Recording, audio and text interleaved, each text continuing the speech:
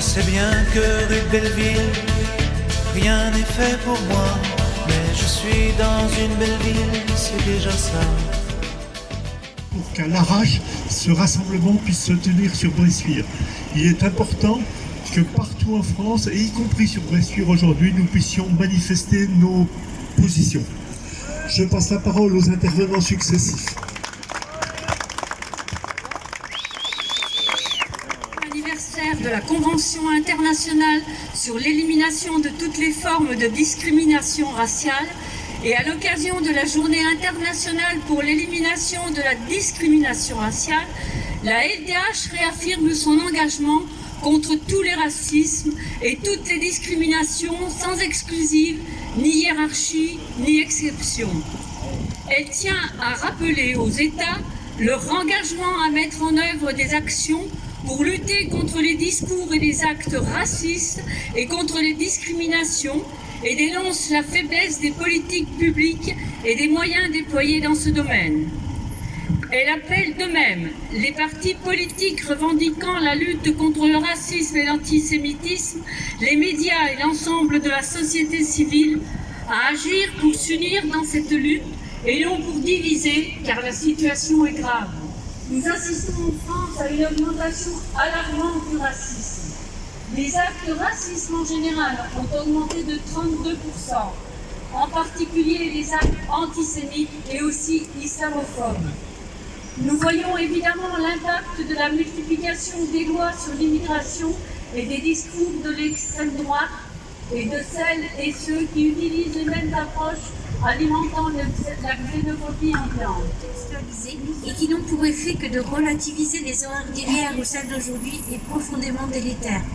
Dans cette logique, nous aurions à choisir entre la lutte contre l'antisémitisme et la lutte contre l'islamophobie, à nous polariser sur ces sujets en négligeant tous les autres racismes, les autres victimes, occultant ainsi le racisme contre les Roms, le racisme anti-noir ou le racisme asiatique. Nous refusons cette logique mortifère et l'acte irresponsable consistant à opposer les causes antiracistes, les minorités entre elles.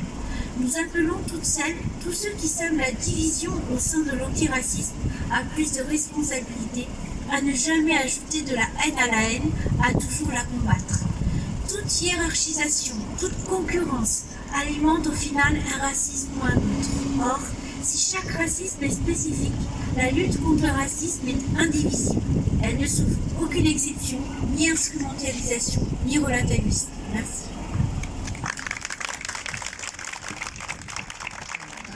Nous ne voulons pas d'une société raciste. Ensemble, construisons la société dans laquelle nous voulons vivre. Une société de tous les droits pour toutes et tous. Société de solidarité, de fraternité, de justice et de respect des libertés. Cette déclaration commune est plus que jamais d'actualité face aux attaques renouvelées contre les personnes étrangères, avec ou sans papier, d'origine étrangère ou présentées comme telles. Nous voulons la circulaire Retailleau s'inscrit pleinement dans cette approche, repoussant les personnes sans papier dans la clandestinité, dans la surexploitation de l'emploi, imposant un durcissement des conditions de régularisation de leurs droits au séjour et ouvrant des possibilités supplémentaires d'expulsion. Le même ministre, ainsi que des médias d'extrême droite, s'en prennent aux associations et syndicats qui soutiennent les personnes étrangères, mettant en péril leur rôle crucial dans la démocratie, dans l'état de droit et l'inclusion sociale. Le Premier ministre, lui-même, reprend les formulations stigmatisantes de l'extrême droite, faisant des personnes d'origine étrangère des boucs émissaires de tous les maux de la société. Ces discours, allant jusqu'à remettre en cause le droit du sol, cherchant à nous opposer les uns aux autres, alors que nous partageons les mêmes aspirations au bien-être, à la justice économique et sociale et à l'égalité des droits. L'absence d'accès aux droits des uns n'a jamais donné plus de droits aux autres. Toutes et tous, ensemble, agissons unis, rassemblons-nous. Le 22 mars 2025, pour la Journée internationale contre le racisme. Aujourd'hui en France, les paroles et les actes racistes sont en forte augmentation et vont de pair avec la persistance d'un haut niveau de discrimination, notamment à l'embauche et au travail. La xénophobie, le racisme, l'antisémitisme et les discriminations sont des armes de division massive qui alimentent les fractures et permettent aux idéologies identitaires et à l'extrême droite de progresser partout. Une abrogée. Nous inscrivons ainsi notre lutte contre le racisme dans une perspective indissociable du combat de classe pour la justice sociale et pour l'égalité. Et parce que nous savons que la dynamique de l'extrême droite et des idéologies identitaires se nourrit de la crise économique et sociale, nous voulons remettre la question du travail au centre de la bataille et amplifier notre mobilisation pour une nouvelle industrialisation et pour le développement des services publics. Malgré l'offensive réactionnaire internationale qui agit comme un rouleau compresseur, nous vivons là une respiration unitaire, un esprit antifasciste dans la lignée des législatives de l'été dernier. Mais n'oublions pas que cet été, une majorité de gens refusaient toujours d'être gouvernés par l'extrême droite. La gauche a le devoir de se rassembler, dans le respect de chacun, pour faire face au sentiment d'impuissance et de débordement par l'extrême droite. Il nous faut créer du commun. C'est ce qu'on fait. Le discours nationaliste visant à opposer les populations et les travailleurs, travailleuses en fonction de leur origine, de la couleur de peau, de la religion est une vieille recette de l'extrême droite. Les politiques du bouc émissaire désignant les étrangers et étrangères comme responsables des difficultés et des angoisses ont toujours accompagné les périodes de crise et la montée des fascismes.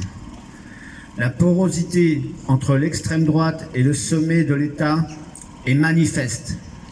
Il n'est question que de submersion migratoire, de remise en cause du droit du sol et de politique contre les travailleurs, travailleuses étrangères, étrangers, avec ou sans papier. Face à ces représentations xénophobes et racistes, la CGT réaffirme que ce n'est pas l'immigration qui crée le dumping social, mais l'absence de droits. Les travailleurs, travailleuses font partie intégrante de la classe ouvrière de notre pays. Et ils et elles doivent bénéficier de l'égalité des droits. Et donc mardi dernier au Sénat, vous savez sans doute, il y a eu 2 lois de voter en première étape. Une, il y a des constructions à Nantes d'un centre de rétention administrative par exemple, ou à Roulier un local de rétention administrative, c'est-à-dire une augmentation des places pour les enfermements pour des raisons administratives simplement, de personnes qui n'ont pas le bon papier dans ce cas-là. Et l'autre aspect, c'est ce qui concerne l'accès aux droits sociaux. Et donc on dénonce l'adoption par le Sénat d'une préférence nationale entre guillemets déguisée sur les prestations sociales. Déposée en début février, la proposition de loi instaurant une condition de résidence régulière de 2 ans pour accéder à certaines prestations sociales vient d'être adoptée en séance publique. C'est-à-dire l'égalité des droits, c'est-à-dire que si tu as un titre de séjour, tu n'auras pas accès aux prestations sociales. Les 11 organisations alertent sur la mise en place d'une préférence nationale qui va exclure de nombreuses personnes en situation régulière, ainsi que leurs enfants, de l'accès aux prestations familiales, aux aides personnelles au logement, à l'allocation personnelle d'autonomie. Si elle est confirmée par l'Assemblée nationale, ce sera une rupture majeure d'égalité. C'est une exclusion aux conséquences dramatiques. C'est une rupture, une remise en cause au fondement de notre modèle social. Ces personnes étrangères, y compris sans papier, contribuent au financement du système de protection sociale, que ce soit à travers leurs contributions et prélèvements, notamment la TVA et les impôts indirects, mais aussi au travers des cotisations des membres de leur foyer qui exercent une activité salariée ou d'eux-mêmes. Cette mesure remettrait en cause le caractère universel de la protection sociale. Les prestations familiales et les aides sociales sont fondées sur une exigence de solidarité. En incluant les personnes étrangères et leurs enfants à égalité avec les nationaux dès leur admission au séjour, elles sont un gage d'intégration et de cohésion sociale. Cette loi, si elle était votée, rompt cet engagement et serait un précédent dangereux qui menacerait le fondement même de notre modèle social. Il pourrait être élargi demain à d'autres catégories de la population. C'est pourquoi nous appelons au retrait de cette proposition de loi.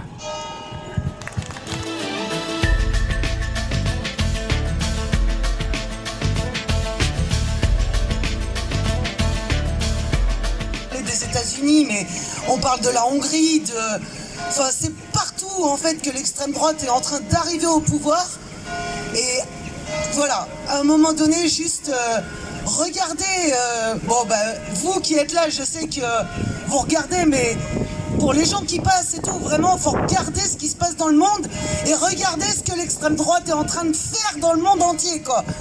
Et franchement, si on veut qu'en 2027, ce soit notre tour, on continue comme ça, on reste chacun de notre côté, on fait rien, et c'est sûr qu'en 2027, on sera dedans, quoi. Donc c'est maintenant qu'il faut se bouger, et encore une fois, l'union fait la force.